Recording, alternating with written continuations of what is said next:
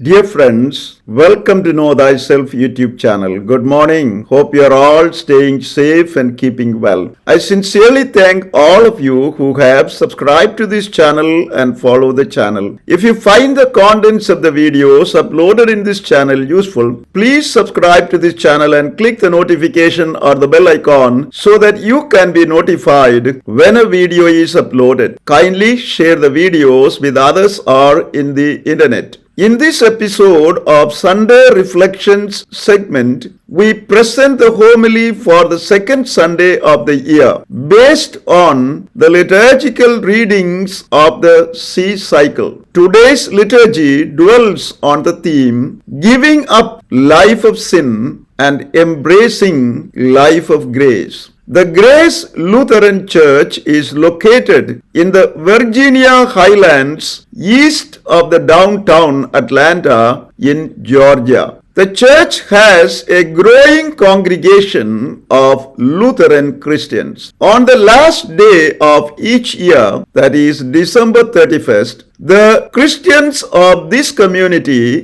gather to celebrate together God's forgiveness in their lives as they end the year that has gone by and begin the new year by taking part in what they call the fire ceremony. As the members of this Christian community come to join this fire ceremony, they come with a slip of paper in which they have written all their sins, failures, and shortcomings committed during the year. During worship, they listen to the reading from the Bible and the homily of their pastor. As a community, they pray together and confess their sins against God and their brothers and sisters. At the end of the service, they place these slips of paper in which their wrongdoings of the past year listed in the fire that is kept at the entrance of the church. It is the faith of this Christian community that just as the fire burns the slips of paper with their sins written, so also the fire of Jesus' love burns out their life of sinfulness and makes them God's children, blessing each of them with the new life of grace.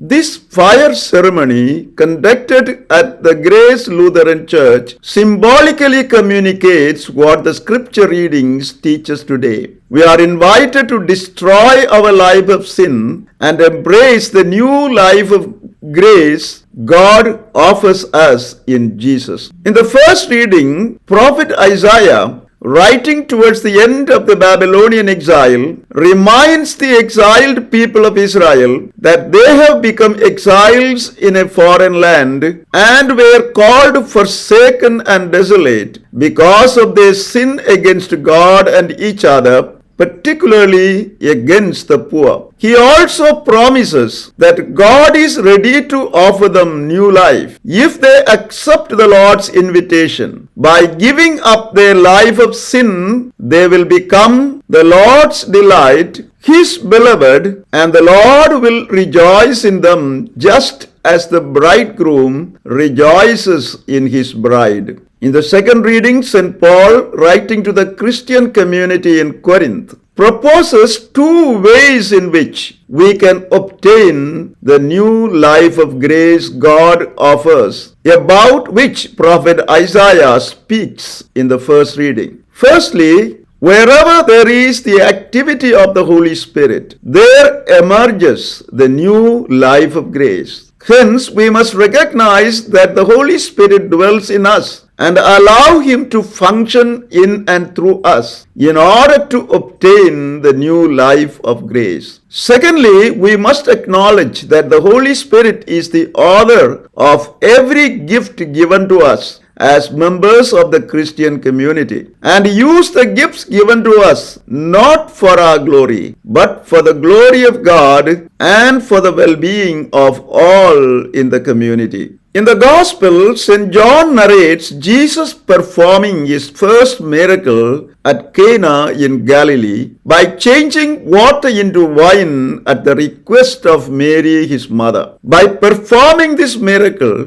Jesus saves the young couple on their wedding day from the embarrassment of not being able to provide sufficient wine for the guests. The miracle at Cana is symbolically significant. The abundance of wine Jesus produces using water symbolizes the beginning of the Messianic age and the promise of divine life of grace, which Jesus provides for sinners by his sacrificial death on the cross. The water symbolizes our life according to the old and sinful self, and the water turned into wine symbolizes our new and grace-filled self. Like Mary, if we ask Jesus to change the water into wine in our life and obey his commands, Jesus will transform our sinful lives into lives lived